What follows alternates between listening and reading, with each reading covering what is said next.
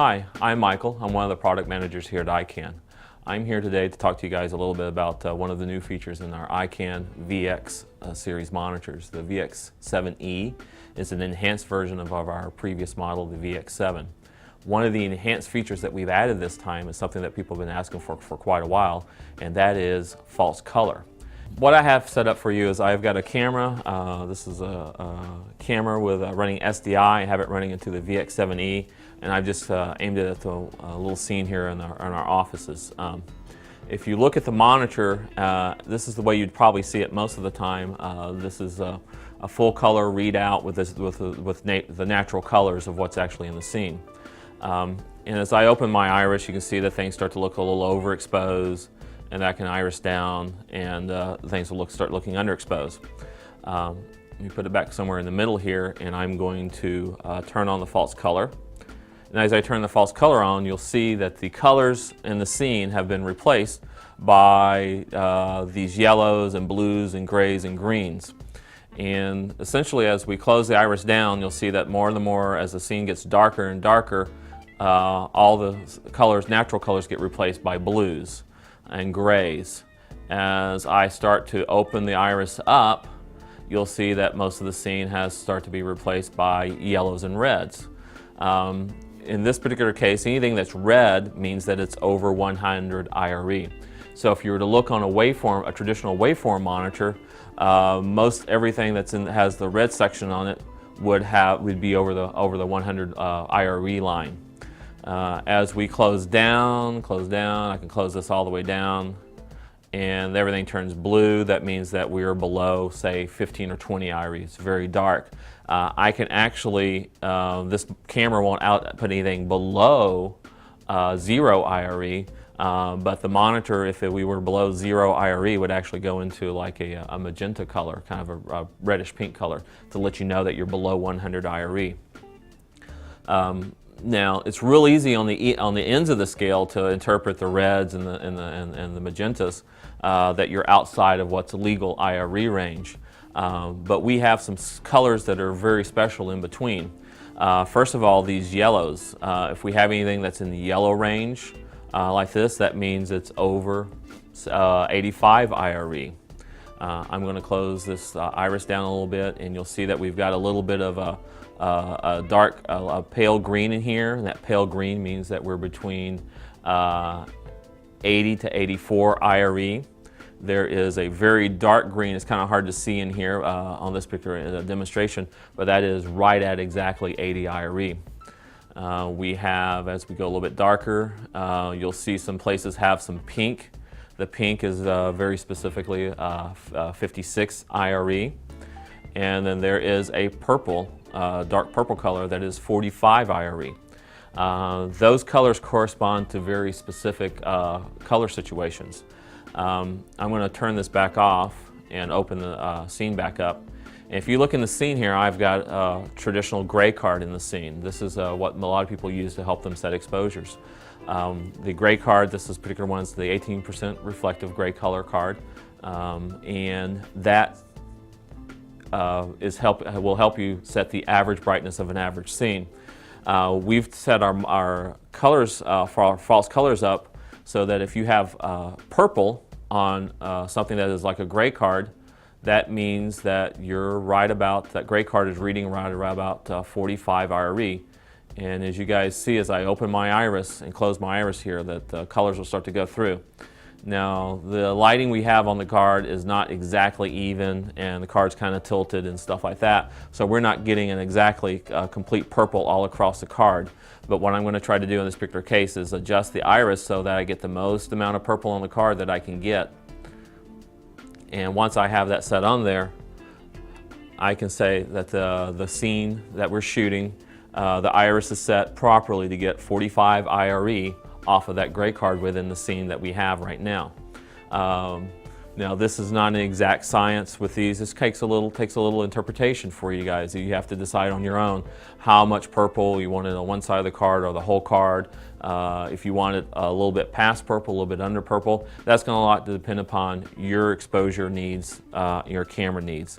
But this is a good way for you to quickly get set that gray card to be 45 IRE without having a separate scope, or if you have a camera that does not have a waveform monitor built into it. I'm going to turn this back on, and I'm going to open it back up a little bit, and then I'm going to look at something like this yellow right here. The yellow, if we look, is this light gray part of the rack here. And so when the false color's on, if you see that yellow on there, that means that that part of the image is over 85 IRE. Now, whether that's supposed to be 85 IRE or not, that's kind of up to interpretation for you. Usually 85 IRE is somewhere where you want some of your darker whites to start showing up. Usually your maximum whites you want around 90 to 95 IRE, depending upon what you're shooting and how bright you want the scene. I can actually look on here, I can actually see there's a little white label that's on the front of this deck here, and as I turn the false color back on, I can actually see a little bit of red creeping in there. And so that means on the very edges of that white label that's on that old deck there, that means that red part that's over 100 IRE. So if I want to make sure that that part does not go over 100 IRE, I can just close my iris down, and you can see that now that we've got it, that it is a complete yellow. It's yellow completely with no red. What's surrounding it there is not yellow. So if I turn this back on, that lets me know that that white piece of label on there is somewhere in between 85 to 100 IRE.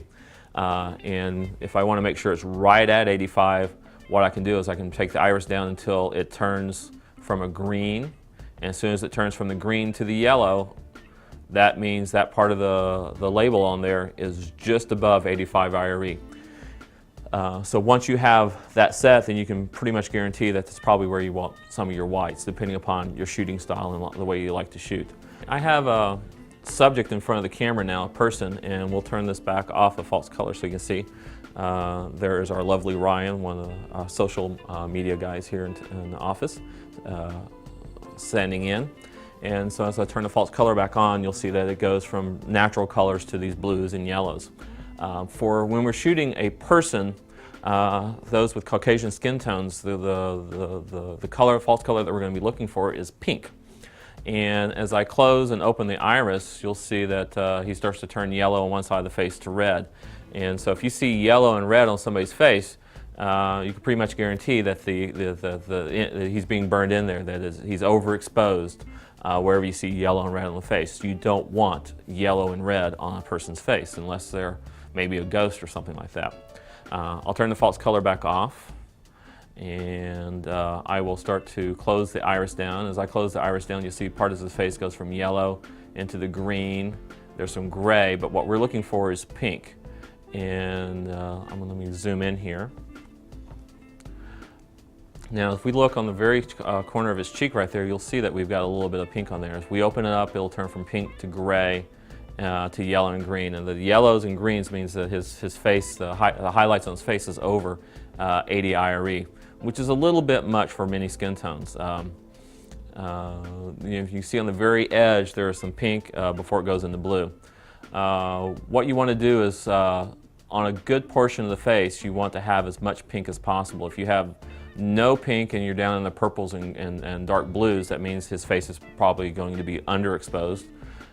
If you open it all the way up so there's lots of yellows and greens on there, his face is going to be overexposed. So what you want to do is close the iris down until maybe some of the yellow starts to go away. If you've got some gray and some pink, that means the portions of his face are at 56 IRE, which is what we want for most Caucasian skin tones. And I'll turn this back off, and you'll see that we have properly exposed face. If you look on the highlights, that the highlights are starting to burn in, and that he's not underexposed. So the pink is a very important color for helping expose skin tones.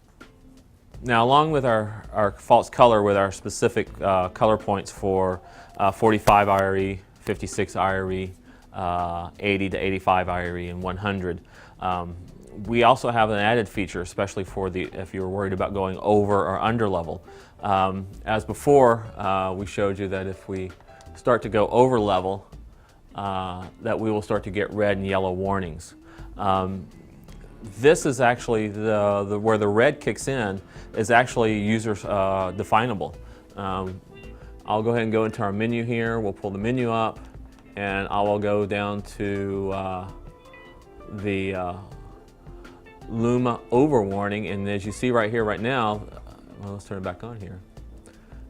As you see, the Luma over warning right now is set for 100. I can actually start to change that, and as I change it, you'll see that the red starts to cover a greater area. And what this means, as I have it set right now, is set for 90, so that right now, anything that is over 90 IRE is displayed in red. I can set that to any level that we want, from 85 IRE up to over 100 IRE. I believe we go to 110. So 110 IRE all the way down to 85 IRE, that you can set that if you want to. Allows you to customize it, and say especially if you're working in white backgrounds or something like that, you know you do not want to go over 95 IRE. Maybe if you're shooting one of those shots where you're floating in white space, this will allow you to set the IRE maximum warning, so as you light your set, you can make sure that you do not get too close to 100 for those all white sets. We also have where you can select and your under warning. Right now it's set for 0. If you want to, and you want to maybe say anything, nothing under 10, you can see as we go that we get the magenta color in there. Now, these are both user definable. They'll stay in there when you turn the monitor off, and you can set them to whatever else you want. We also have an additional setting here that we call clip guide, and the clip guide is real similar, that if the lanes are over, instead of showing you covering up your entire screen with false color, it only shows you the areas that are over warning. So I've set my my Luma over warning for 100 IRE. So anything in this on the monitor right now that is flashing this purple color or violet color means that it's over 100 IRE. So if I want to bring everything within spec to make it under 100, all I have to do is simply close my iris down, and that means that everything in the picture is under 100 IRE. It's a really useful feature. It kind of helps you make sure nothing exceeds 100. And then once again, it's actually selectable. You can actually set it from the 85 to 110 as you do with the upper level of the for false color. Along with the false color and the clip guide, we've also added peaking. It too is another function of the monitor, whereas the natural colors of the scene are removed and they're replaced by an overlay of sorts with a different look to it. Peaking can be used to help you find focus.